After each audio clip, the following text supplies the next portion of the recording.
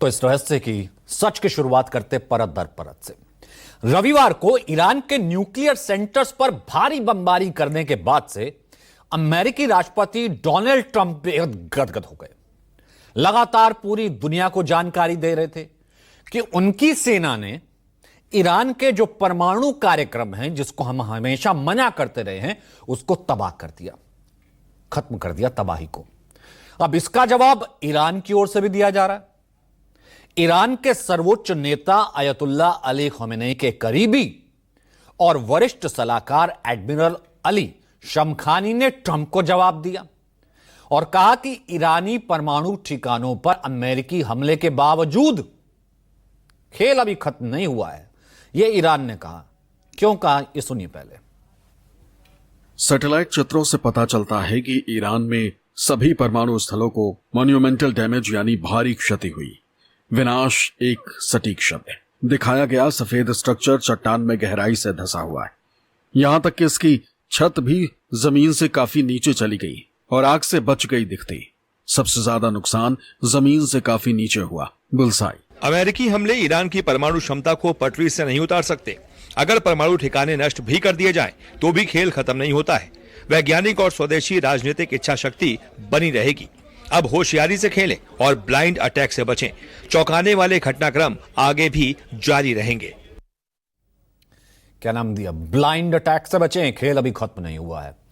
अब ईरान की ओर से चौंकाने वाली बात थी। चौंकाने वाले घटनाक्रम हो क्या सकते हैं, जिससे ठीक पहले यह बयान आया कि ब्लाइंड बाजी मत खेलें। इसको लेकर न्यूज वीक की हमने एक रिपोर्ट को स्टडी किया, वो लेकर के आपके लिए आए हैं। उस पूरी रिपोर्ट ने पूरी दुनिया को हिलाकर रख दिया है। रिपोर्ट के मुताबिक ईरान ने साफ कर दिया है कि अगर इजरायल ने और ज्यादा आक्रामकता दिखाई और ज्यादा एग्रेशन दिखाया तो उसके परमाणु ठिकानों पर हमला किया जाएगा। ईरान ने कहा इजराइल के पास हैं परमाणु ठिकाने, यह ईरान ने खुले तौर पर कह दिया। अब यह दावा किया जा रहा है कि ईरान ने इजराइल के सभी बड़े परमाणु बेस की जासूसी कर रखी है और वो टारगेट लिस्ट तैयार है। अब सवाल यह है कि अगर ईरान हमला करता है तो इजराइल का वो कौन सा सीक्रेट है, कौन सी दुखती रग है, जिसका हमने आपको शुरू में जिक्र किया कि वो कौन सा न्यूक्लियर ठिकाना है जो ईरानी सेना के खास रडार पर है। नाम है डिमोना। जी हां, डिमोना। डिमोना इजराइल के न्यूक्लियर प्रोग्राम की धड़कन है। ये उसके दिल की धड़कन है इजराइल की, जिसका जिक्र अब ईरान कर रहा है। आधिकारिक तौर पर नेगेव न्यूक्लियर रिसर्च सेंटर इसे कहा जाता है। वही जगह है जिसे दुनिया इजराइल के परमाणु हथियार निर्माण की जन्मस्थली मानती है। पर बोलती क्यों नहीं है, पता क्यों नहीं है? क्या सबको पता है फिर भी चुप है? प्लूटोनियम निर्माण से लेकर परमाणु हथियारों के टेस्ट तक सब कुछ यहीं पर होता है, डिमोना में। डिमोना का नाम आते ही सुरक्षा एजेंसियां हिल जाती हैं। अगर ईरान ने यहां हमला कर दिया तो यह इजराइल की सैन्य ताकत पर सीधे तौर पर हमला होगा। डिमोना को इजराइल के आत्मविश्वास से जोड़ा जाता है। इजराइल के आत्मविश्वास का जो बेस है, आधार है, वो डिमोना माना जाता है। यह हम आपको आज बता रहे हैं। यह इजराइल के लिए किसी ट्रंप कार्ड से कम नहीं है। इस कारण से ट्रंप को भी कूदना पड़ा।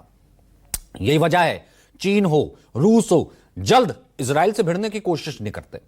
इतना इजराइल, 70 गुना ईरान बैक उनको कर रहे हैं, डायरेक्ट नहीं आते। क्यों? डिमोना।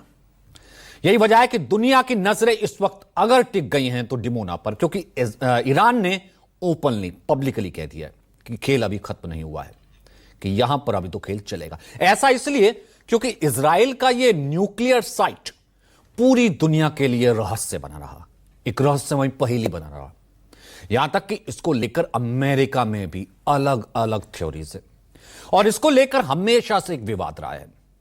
आज यह विवाद भी आपको बताते हैं इसके पीछे क्या यह कंट्रोवर्सी रही है। दरअसल दक्षिणी इजराइल का शहर है डिमोना। डिमोना उसी के पास है शिमोन पेरेस नेगेव, रेगिस्तान का इलाका है। यहां पर इजराइल का परमाणु अनुसंधान केंद्र, इसकी स्थापना की गई 1958 में।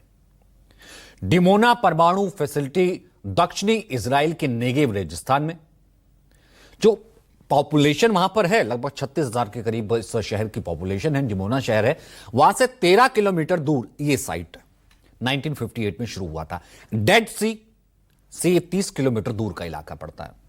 इजराइल ने इसे शुरू किया था एक शोध सुविधा के रूप में, यानी कि एक रिसर्च सेंटर है और देश के परमाणु हथियार कैसे शांति के लिए काम हो सकते हैं, परमाणु एनर्जी उस वक्त एटम एनर्जी होती थी, कि कैसे जो है अच्छे यूज के लिए यूज किया जा सकता है। एक रिसर्च सेंटर जो है खोला, उसे यह नाम दिया था।